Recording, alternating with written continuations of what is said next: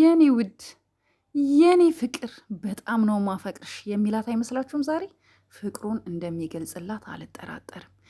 ካላንቺ ህይወትን መኖር አልችልም የኔ ጣፋጭ የሚላት ነው የሚመስለኝ። ጋይስ እናንተስ ምን የሚል ይመስላችኋል? ዛሬ ቡራ በእርግጠኝነት ሰላም ጤና ይስጥልኝ። ውድና የተከበራችሁ የቻናሌ ቤተሰቦች እንደምን አላችሁ? ሰላም ናችሁ ወይ? በመጀመሪያ ላይክ ማድረጋችሁ እንዳትረሱ። በመቀጠል ደግሞ ቪዲዮዬን ሙሉውን በማየት ተባበሩኝ የኔ ውዶች።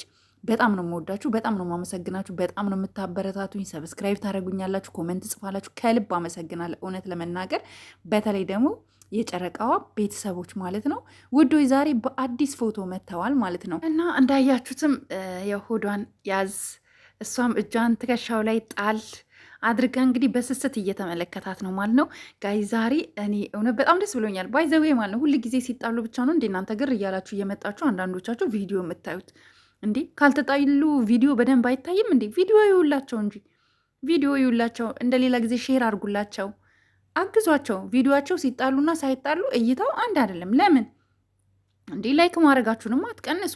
ጸብ ብቻ ሳይሆን አንዳንድ ጊዜ ፍቅር እንደዚህ ሮማንቲክም ሲሰሩ አበረታቷቸው።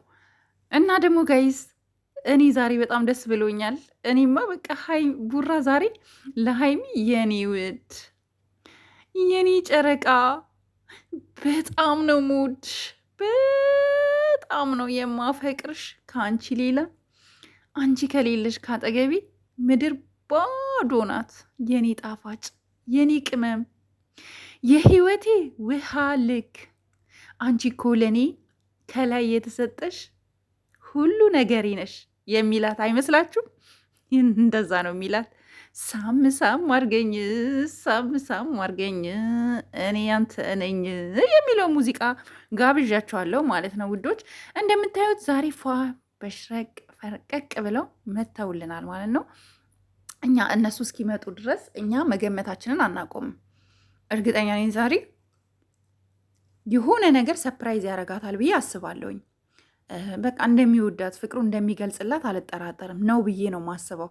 ምክንያቱም ከሁኔታዎች ምክንያቱም ቪዲዮ ፎቶ ታውቃላችሁ፣ አበባ ያለ ምክንያት ስለማይሰጥ የሆነ ነገር ወይም ደግሞ እስከ ዛሬ ድረስ ሳቃጥልሽ፣ እስከ ዛሬ ድረስ ሳንገላታሽ፣ በብራንኪ ሳስለቅስሽ፣ ሳሰቃይሽ ለነበረ ሁሉ ከልብ ይቅርታ አድርጊልኝ። ትላንት በጣም ተጫውተሽብኛል።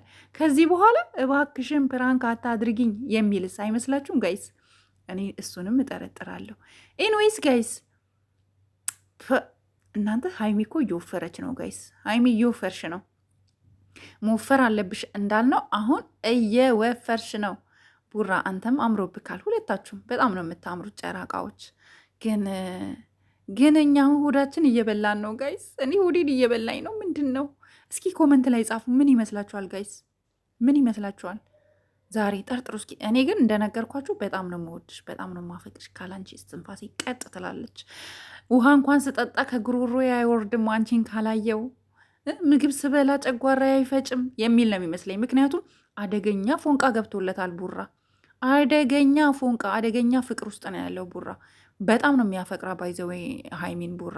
ምክንያቱም እንዳያችሁት በትንሽ ነገር ነው የሚነጫነጨው። በትንሽ ነገር ሰው አየሽ፣ ከሆነ ሰው ጋር አወራሽ፣ ከሆነ ሰው ጋር ጎረሽ ምናምን እንዲህ። ይሄ ደግሞ የፍቅር አደገኛ የፍቅር በሽታ ሲመታችሁ እንዲህ ነው የሚያደርጋችሁ። አሁን ቡራ ሕክምና የለውም እንጂ አደገኛ የሀይሚ ፍቅር ገብቶለታል። ግን ለምንድን ነው እንደዚህ ፍቅር ከገባለት? አፈቅርሻለሁ የኔ ውድ፣ እወድሻለሁ፣ ማንም እንዳይሰማ ለምን አይላትም?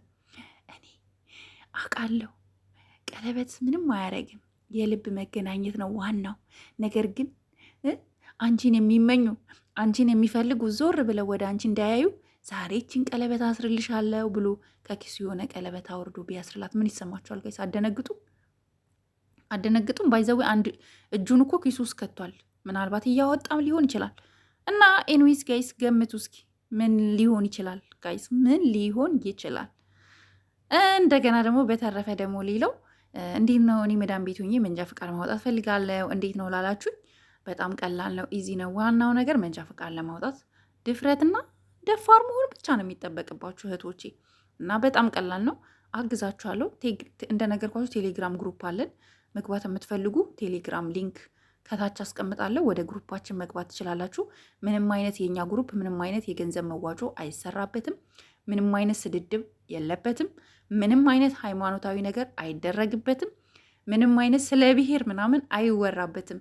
የምናወራው ስለ ዩቱብ እና ስለ አንዳንድ ነገሮች ነው የምንጫወትበት ነው። ስለ ዩቱብ እንደዚህ ስለ ዩቱበሮች ስለ ዩቱብ መክፈል ስለሚፈልጉ እህቶች ምናምን ብቻ ነው የምንጫወትበት የምንተጋገዝበት ነው እና ወደ ሊንኩ መቀላቀል ትችላላችሁ የምትፈልጉ ማለት ነው። ለዛሬ የነበረኝ ነው። ባይ ባይ።